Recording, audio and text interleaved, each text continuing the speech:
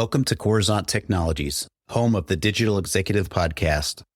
Welcome to the Digital Executive. Today's guest is Jerad Finck. Jerad Finck, CEO and founder of Cosmic Wire, stands at the forefront of blockchain innovation with over 2 decades of diverse experience in tech system design, music production, and executive leadership. As an early participant in Silicon Valley's tech scene, he honed his cybersecurity and system architecture skills, contributing to major projects for startups and giants like Nokia. Finck transitioned from technology to mental health and provided invaluable case management and counseling services, reflecting his commitment to social responsibility. This phase of his career underscored his versatility and dedication to making a difference in the lives of those facing socioeconomic challenges. Musically, Finck has carved out a successful path as an artist known as Blazar. Inheriting a rich family legacy in music, he won VH1's Song of the Year, leading to multiple top 40 hits and partnerships with prominent labels like Warner, ADA, Rock Ridge Music, and Anti-Fragile Music through InGroove's Universal. His extensive collaboration list includes Universal Music Group, Warner Music, and many others, showcasing his artistic versatility. Well, good afternoon, Jerad. Welcome to the show. Thanks for having me, Brian. Happy to be here. Awesome. Appreciate you making the time and getting on and talk about some exciting things in the Web3 space. That's obviously our publication's built on Web3, as you know, and we like to get into some really cool things. But Jerad, and just so our audience knows, Jerad Finck, also known as Blazar, is on the show today, and we're excited to have very multi-talented CEO, artist, and you name it, on the show. So, Jerad, we're just going to jump right into the questions so we can get your story out there. All right. As CEO, can you articulate your overarching vision for Cosmic Wire and how is it driving the emergence of the spatial web? And I'll specifically add this, what key elements do you believe will revolutionize the digital industry and how does Cosmic Wire fit into this narrative? All right. So a lot to unpack there. The vision for the company, has always just kind of been about a message of empowerment and unity and raising the floor kind of across the board. I've had this vision of what we're calling spatial web for a long time, and the technology wasn't there. We've had XR and other kinds of VR and things going around for quite some time now, but there's always been a ceiling of compute, and that's basically bandwidth via cloud storage as opposed to or juxtaposed to just the sheer size of these files. Especially with OBJX files or Unreal and Unity scenes and kind of all of the immersive stuff that we're doing. A lot of it is pretty landlocked against GPUs and RAM and hardware devices, gaming PCs, consoles, even the headsets. They basically have a functioning console inside of them, for lack of better. And I've always I think the metaverse is kind of a misnomer. I think we've been in the metaverse the whole time. Basically, it's what we're doing now, Zoom, Facebook, Twitter, Snapchat, YouTube, TikTok, Shopify, all those things are like, we kind of live in this virtual environment already. I mean, everyone lives on their phone. Everyone's on all these social networks. We have entire lives that are dedicated to these systems. The difference now is I think Web3 and the way that I saw it when I really first started kind of putting this all together is almost like the coming of the original promise of the internet, and where we're connecting this kind of like super widgetized and individuated system into an interlocked system, which was what the internet was originally supposed to be. It was supposed to bring people together and create this large unified kind of ecosystem. And instead we kind of turned it into rabbit holes of messaging and click funnels where we drove people down to try and put them into boxes and containers to monetize and pillage data and pirate systems and things like that. And for me, Web3 was kind of the antiseptic to that. And I think that what we've built here at Cosmic Wire, I've had a very, very distinct and different vision, for crypto and Web3 since the start.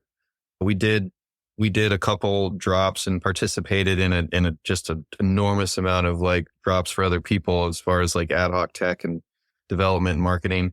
And that was funding the company along, but that was never like the vision for the company. I don't believe in NFTs and like the way that they were marketed or pushed across.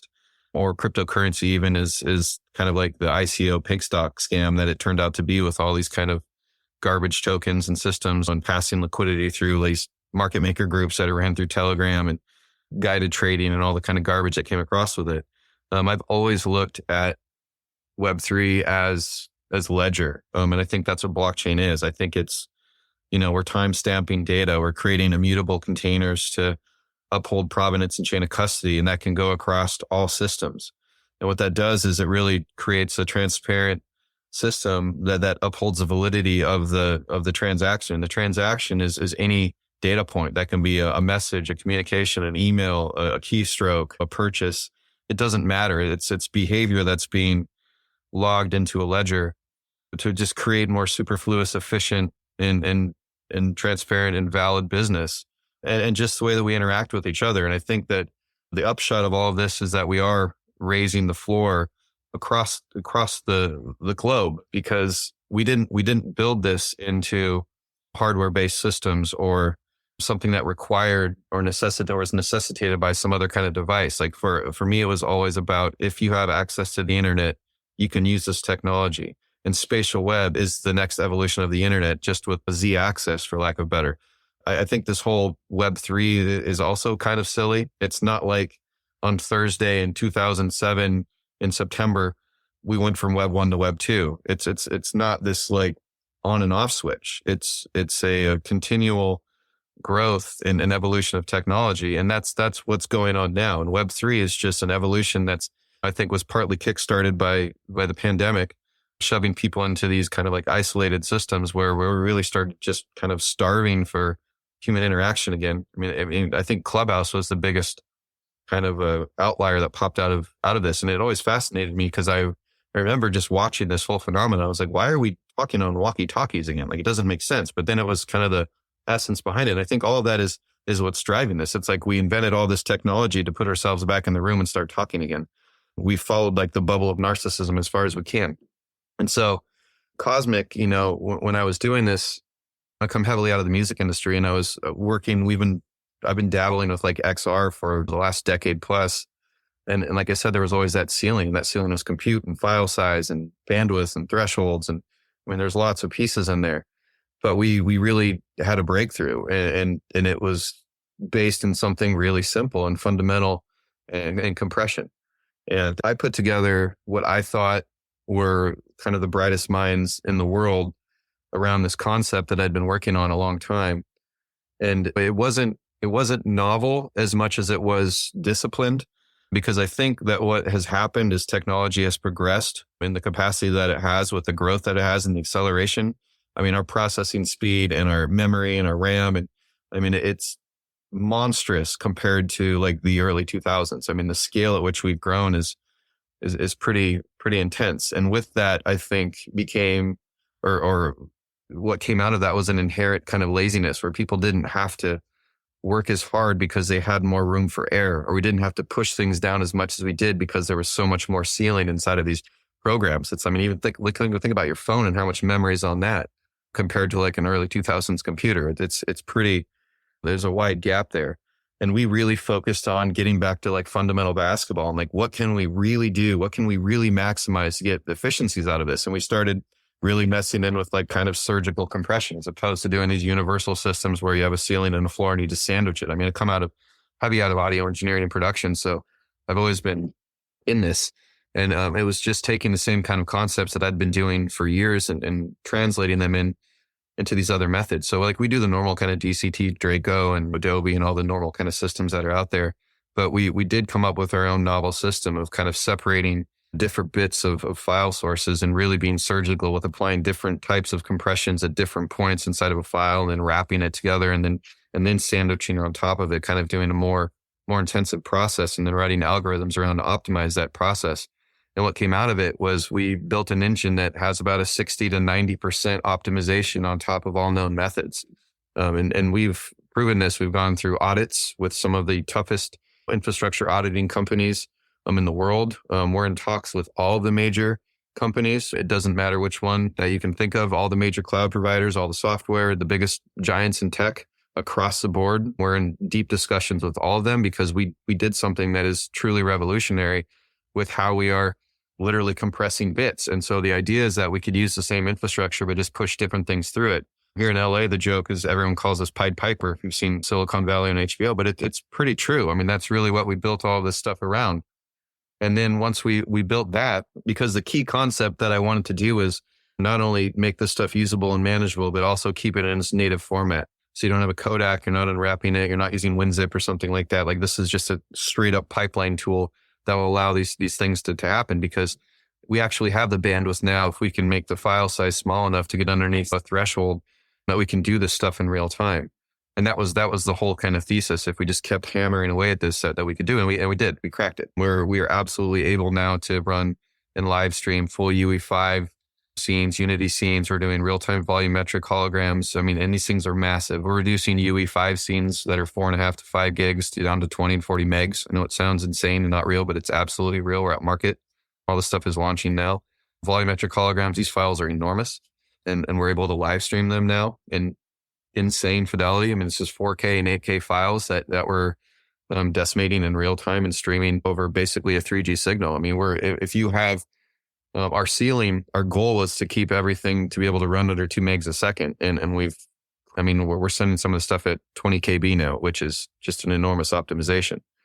And so that was really the thing for us, is to be able to create this thing, because just like in the early 2000s, my first kind of tech gig was in Silicon Valley. I was down there, and I just graduated from high school, and I was paying for college and stuff with working at tech companies. And back then you'd go take a proficiency exam because computers and all this stuff was brand new. The internet was like just starting literally in 2000 when I was down there, and they'd shove you around to 60 different companies because everyone was just kind of learning and running. Half of them blew up and half of them kept you for a bit, but it really just developed this kind of deep sysadmin skill set. And that's what I've kind of moved forward from all this. But I always was thinking the same way. And I'm a big gamer, like listening to Nintendo talking about how they wanted to get out of the hardware business and compute. Like this is an ongoing theme.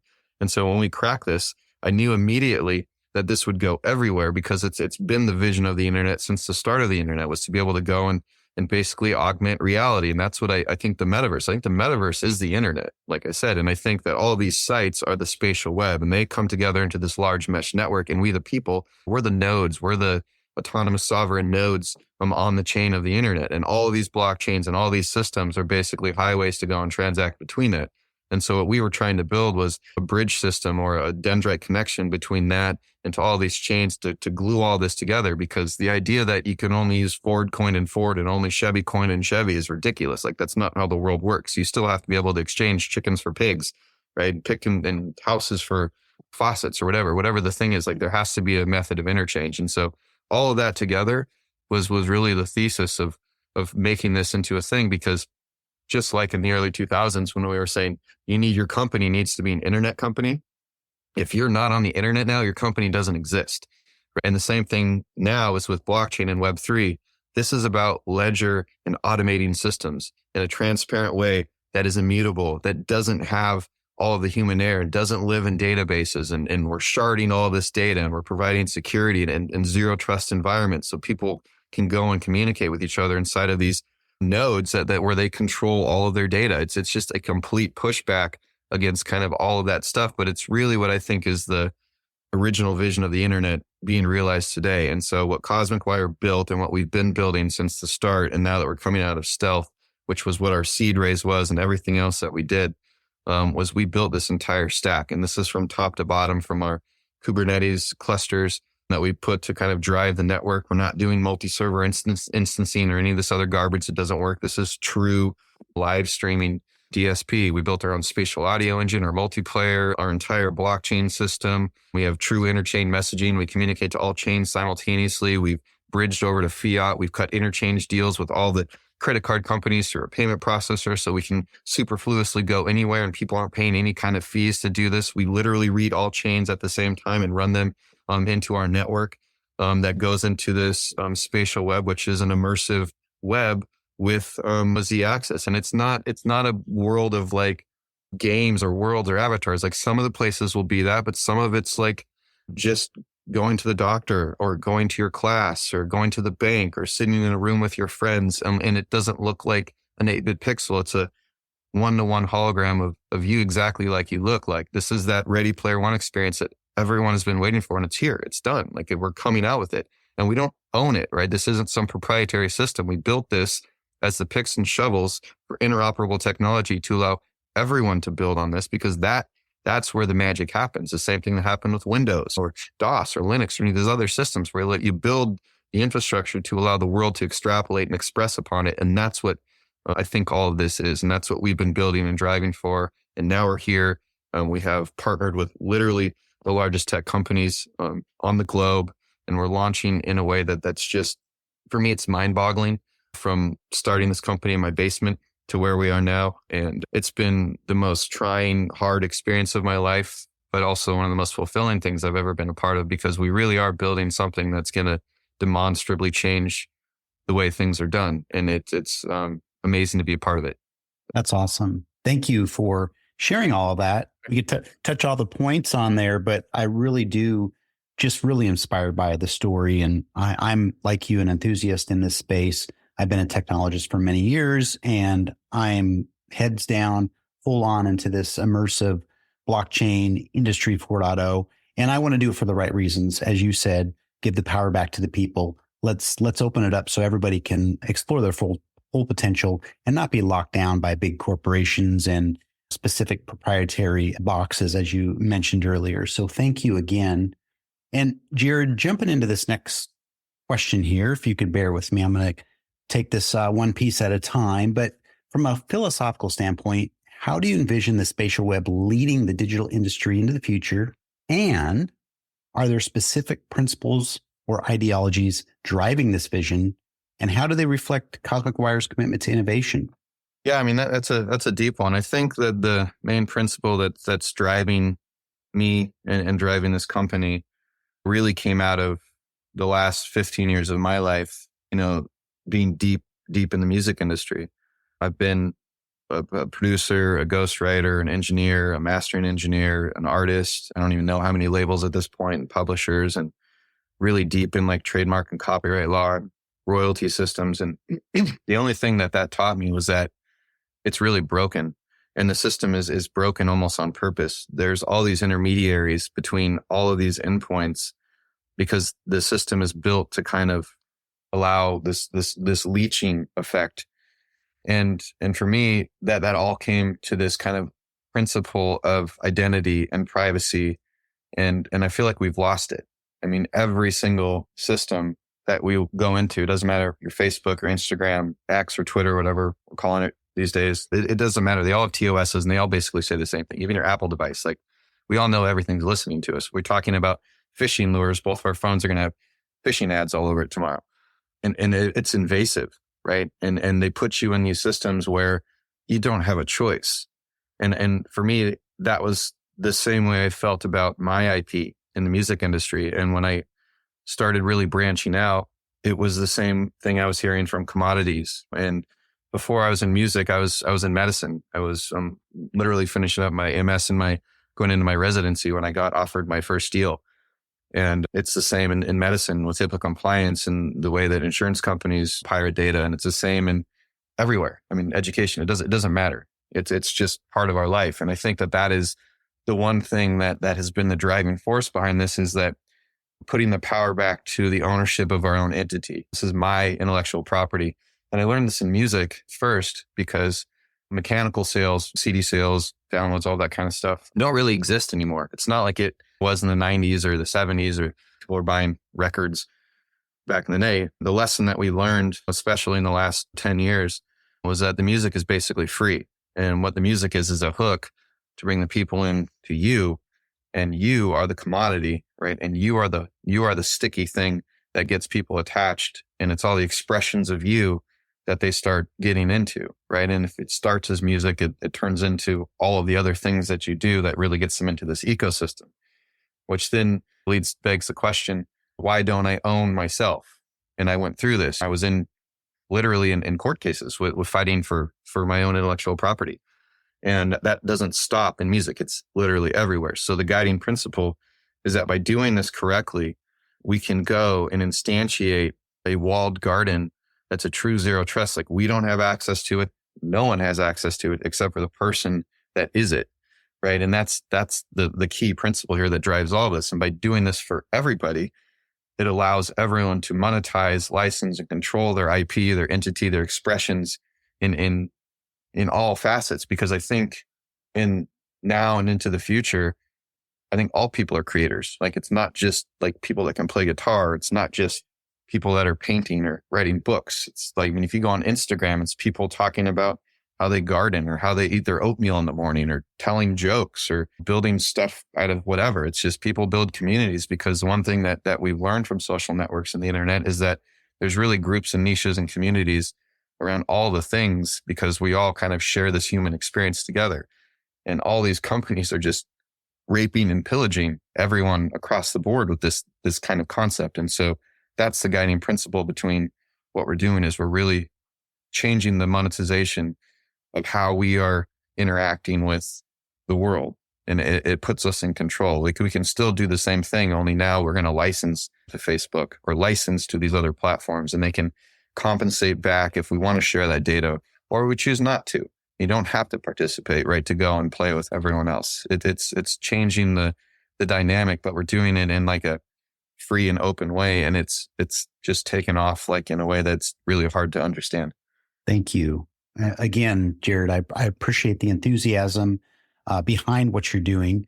Again, love to have excited entrepreneurs on the podcast, but having people that are that enthusiastic about what they're trying to do to help the world be a better place is really where I get excited, and we can absolutely hear it in your voice. And so thank you for sharing all that. Really do appreciate it. And Jerad, jumping in here to our last kind of question here, if you could bear with me, in the context of creating global digital efficiencies, could you elaborate on the specific technological aspects or solutions that Cosmic Wire aims to introduce via Spatial Web and the various Cosmic Wire technologies and services, and then maybe the impact it might have on the industries worldwide? Yeah, great question. So like I said at the start, we built out the stack to make this all accessible. This all sounds like word salad unless you can show people how it works. And so the next stage of this was going to find use cases across the board and all the extrapolations. The way I try to describe it to people is we built a hammer, a wrench, and a screwdriver, and you can build a lot of stuff with those. And that's the way that I look at what we put together. And so originally I was doing immersive recording sessions and like fan groupings, and we were live streaming and doing all that kind of stuff, but it just went everywhere. So one example of that is now we are in global commodities. This has been baptism by fire in my life. I mean, we're doing massive government to government trades of these large commodities on the tune of hundreds of millions of dollars at a time, just insanely huge transactions. And how this technology fixed that. I mean, when we first went in with one of our larger clients, and they do about 200 to 300 billion a year in sugar sales, it's just an enormous number. And we were going through like their entire business and slippage. And they told me like slippage in commodities is between 10 and 20%. And they accept that. It's just built into the network of how it works. And so when you start doing the math, like, okay, so you're doing between 30 and 60 billion dollars a year in slippage, and that's like acceptable.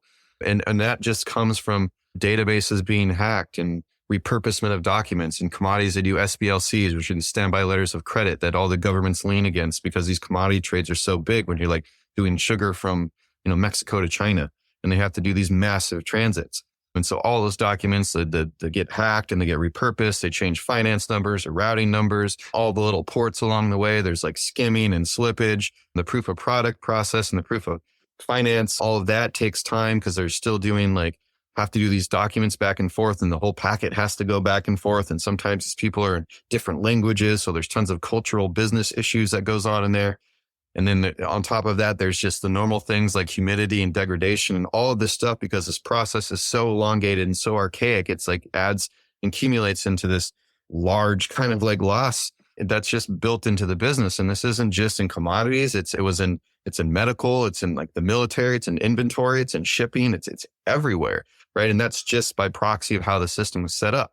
And so the first thing we did is our identity. Like to get an identity inside of this, you go through this KYC, KYB, AML that we set to a SOC 2 compliance, the same as like JP Morgan or fintech applications. You come in, you have this soul-bound identity that can never be reconstructed because we immediately destroy one of the keys. That's why it's a true zero trust environment. It cannot be reconstituted. Everyone that is inside of that localized environment or that business environment has gone through the same stringent standards that can't be accessed and can't be repurposed. So you know that the person you're dealing with has the same efficacy as you, and they're real. You don't have to go. You don't even have to know who they are. It's true zero trust business. putting all of those systems on ledger. We put RFIDs and NFC chips that are linked into blockchain that it gets scanned by SGS, and then they update the tracking in real time along the commodity that gets put into the dynamic smart contract. That's a multi-sig from both partners. Every single process along the way, all the documents that they have to do, the phytosanitary reports, the weighing, the grading, the bill of lading, all that kind of stuff. We turned and put those into wrapped assets that could, again, only be accessed when these two keys come together, which are the buyer and seller. This entire process, we put into an entire blockchain automated process. And we just did a transfer with a group out of Canada that's with the Canadian government. And it was a 3 to 6 month process. We did it in 32 minutes. We recorded the whole thing. And it was the first end-to-end full commodity, KYC, KYB, money transfer, paymaster, the entire system all ran on chain. We did all with burner tokens. It didn't cost anything because the tokens are just used to mint the ledger. Like, we don't actually use cryptocurrency because I don't think that that's what this is. Like I said, I think it's about ledger and systems and efficiencies. And that was just one of them. When I started coming into this, we were building DRMs. I was putting PRO information, author and master rights into the NFTs or the blockchain ledger system that would represented the song's royalties. So when the DSPs or digital service providers were spinning the tracks, it ran it, and then we did automated collection. We're doing the same thing with HIPAA compliance. We're working with the military and inventory system. It's loyalty rewards programs. It's Delta Miles. It's POS systems. It's literally just automated ledger that we're plugging in APIs from all these existing systems instead of using JWT tokens and databases, right? It's just a complete reformation. What that does is it makes the entire process automated and efficient and transparent.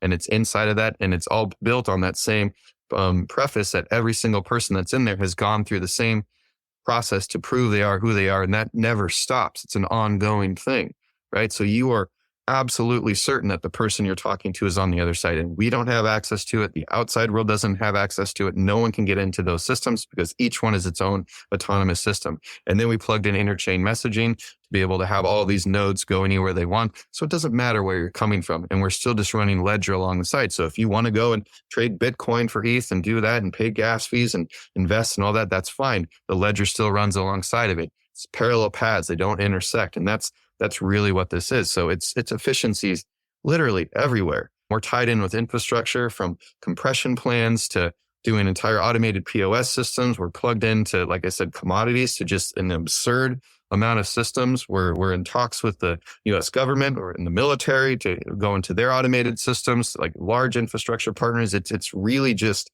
that. In a nutshell, it's just automation, efficiency, validity, transparency, and then security. And you put all that together, and what we're doing is approaching zero. Like, this isn't the fix. This isn't the end all. This isn't like now everything is perfect. What we can say is it's demonstrably better than what it was.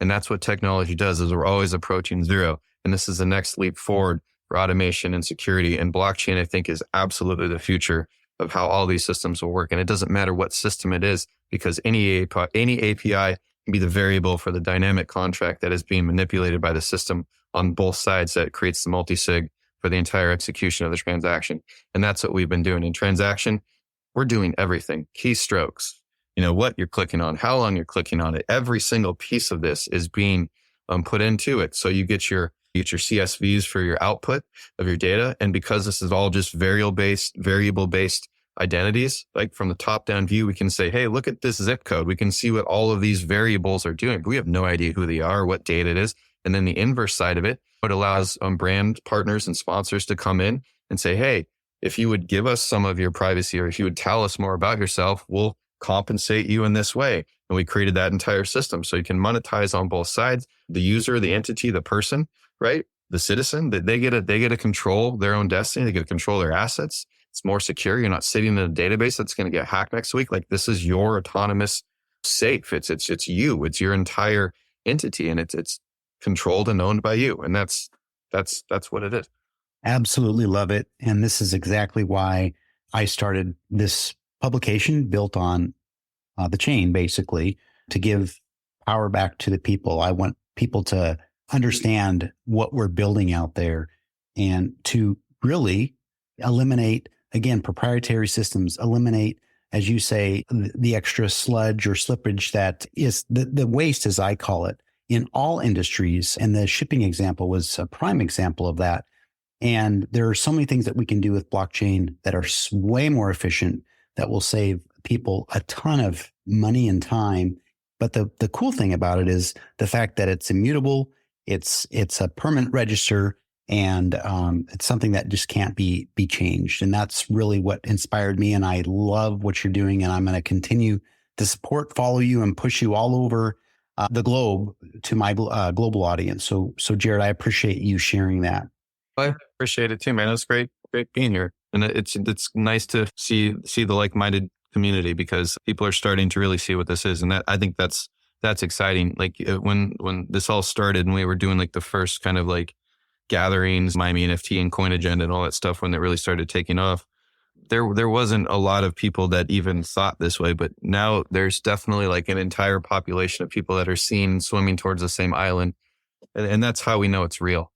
Right, because there is this like unified vision and philosophy that's guiding this, and it's pretty amazing to see this dynamic shift happening in real time, and we're in it. Totally agree, love it, and we're pushing back because, as you know, there's a lot of stuff going on, at the government level that we don't all agree with, and I think that it's time to give power to the people. This is the time. I see it. Jerad, it was such a pleasure having you on today, and I look forward to speaking with you real soon. All right, Brian, thank you so much. I appreciate the time, and thanks for having me as well. Bye for now.